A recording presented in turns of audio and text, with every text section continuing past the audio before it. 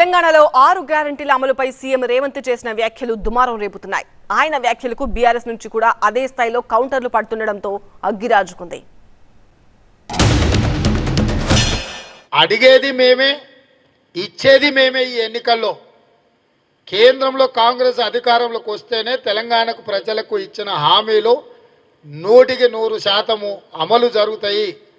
ఇంతకాలం కేసీఆర్ అడిగింది లేదు, మోడీ గారు ఇచ్చింది లేదు.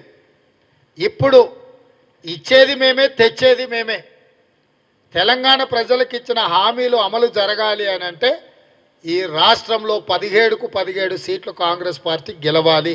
కాంగ్రెస్ పార్టీ తెలంగాణలో అధికారంలోకి రాగానే డిసెంబర్ 9వ తారీఖు నాడే చేస్తా అన్నాడు. ప్రతిదీ అన్నాడా? ఓట్లు దండుకున్నాడా? అయిపోయింది.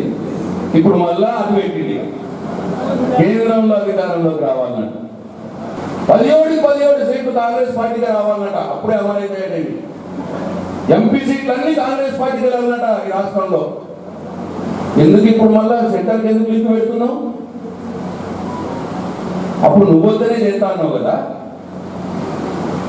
మరి పోనీ నేను అడుగుతున్నా, ఒకవేళ కాంగ్రెస్ పార్టీ కేంద్రంలో అధికారంలోకి రాకపోతే నువ్వు రాజీనామా చేసి బయటకు పోతావా? మరి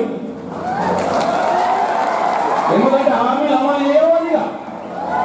నువ్వు అన్నదాని ప్రకారము కాంగ్రెస్ పార్టీ కేంద్రంలో అధికారంలోకి వస్తేనే హామీలు అమలవుతాయి అంటున్నావు కదా.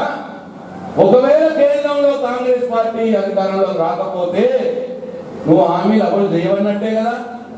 మరి అప్పుడు రాజీనామా చేసి బయటకు పోతావా? రేవంత్ రెడ్డి నన్ను సవాలు చెప్తున్నాను వేదిక మీద నుంచి.